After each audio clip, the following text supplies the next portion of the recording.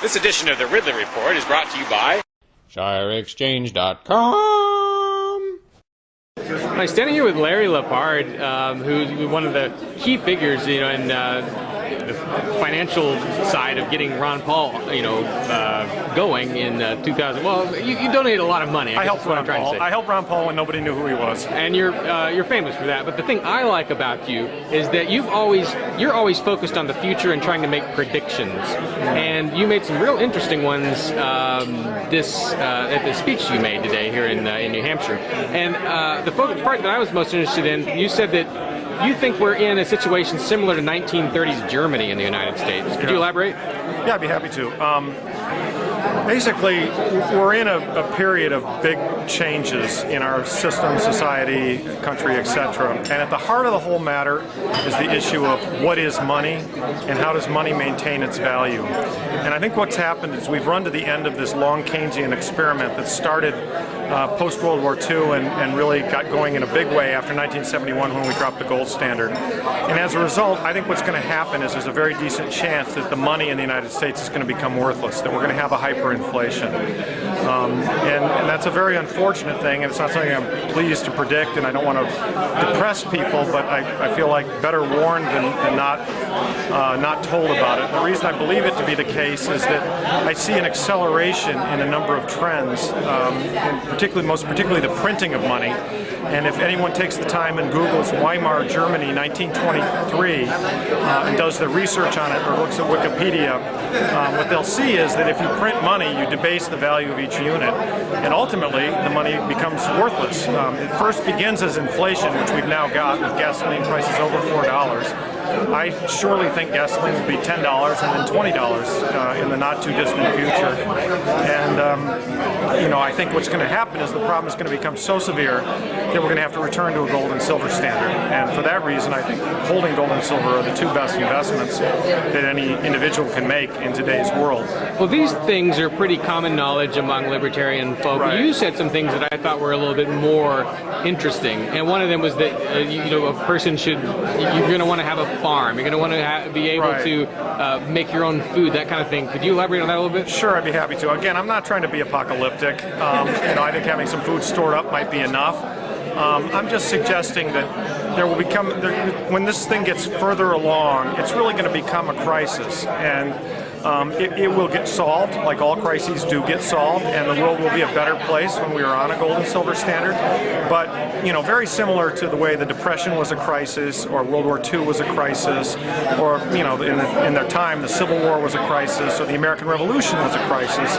That's the scale that I think we're talking about. We're not talking about a small crisis. We're talking about a big crisis. Imagine if the money is actually depreciating so rapidly, and people fear that it's going to become worthless, that they don't know how to value things and they don't know how to trade. And during that time frame, obviously the most important thing for every human being is you need to eat, you need to drink water. The water's readily available, particularly in the Northeast. There are a lot of wells. Getting water isn't a problem. So really what you need to do is you need to eat.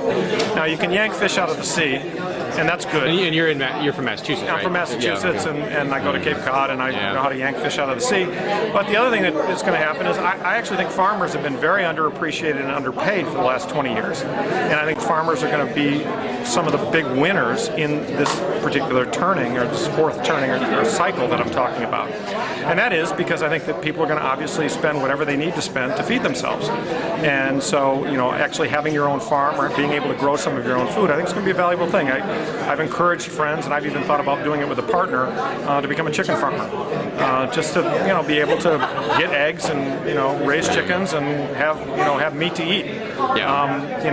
Again, I'm not trying to be It's hard to get them back in the coop. Yeah, I can tell you. Yeah. Well, and I'm not trying to be apocalyptic. I'm just pointing out that things will change, and it's going to be a significant change, and there will be, like any one of these changes, there will be winners and losers. And if you study the Weimar example, which is easy to study, what you can see is that in that particular case, which I think our case is very similar, you're going to have farmers are going to be winners, people who have productive jobs are going to be winners, anybody who's willing to work is going to be a winner, frankly.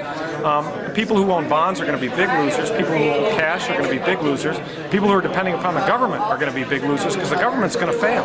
What's your sense, though, as to what, it's going to thrash around as it goes away? Yes. What's your sense as to how many of us it's going to take out in the process? Well, I sure hope not many. I hope that everybody makes it through okay. I mean, if you look at these other crises, obviously there were severe human casualties in all of them, with the worst being World War II, where we exterminated 40 or 50 million people. I think we're more intelligent, and I don't think we need to have all of that. I think that we live in a civilized society, and I think that we'll pull together and we'll help each other. That there will be, like in the Depression, there will be soup kitchens and community ways of sharing food. But I think that we're basically going to go back to basics and start to rebuild the society all over again based on a gold and silver standard. Do you think this is going to be more? If you had to pick between this being similar to the Soviet collapse and similar to the Yugoslav collapse, which one do you think it's going to be more like? Oh boy, I hope it's more like the Soviet one, because the Yugoslav one was very bloody. A lot of it depends upon what kind of passions get stirred up, and if people get turned on one another. I sincerely hope that politicians who get angry and look for scapegoats find absolutely no favor with the people. The scapegoats, if any, are the central bankers and the people who are running the system. In terms of how this is going to develop, let's be positive about it all.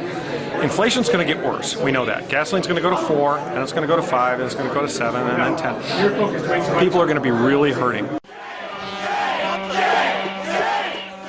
They're going to be protesting, they're going to be marching on Washington, and hopefully what's going to happen is politicians like Ron Paul and Rand Paul and others who know and understand this issue are going to step forward and say, folks, the problem here is we've got fiat money and we're printing too much money.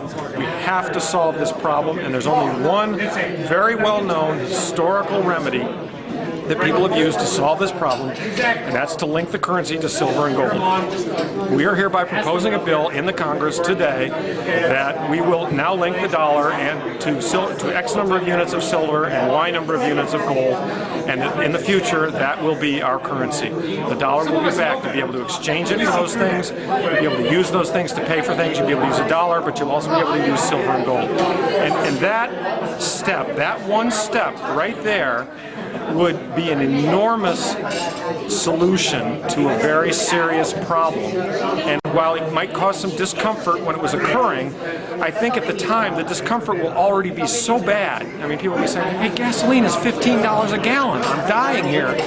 That people will say, okay, they're right. We've got to solve this problem, and let's try this. And then we will try it, and I think people will be frankly surprised and amazed at how quickly things return to normal. That it's okay again. Now, will you be able to make money speculating on houses? No. Will you be able to make money trading bonds on Wall Street? No. Will bankers be making as much money as they make today? No. But people who do real things with real jobs that add real value will be paid in real money. They'll be able to save it, and society will build up around a system that worked extremely well in the United States from 1789 all the way through to 1971. And one of the things people forget about, that people knock the gold standard. One of the things people forget about the gold standard is we were on a hard gold standard from basically the beginning of the Republic after the Continental failed until 1971. Now, my memory and my history study tells me that the United States did extremely well during that period of time. We were on a hard gold standard. If we go back to that, we will do well again. And I think that other countries will go to it and follow our lead, and I think that it will solve an enormous number of the problems that we now have. So the best case is inflation gets worse, people protest, good leaders step forth, they point out the solution, we adopt it, and things get a whole lot better. That's the best case.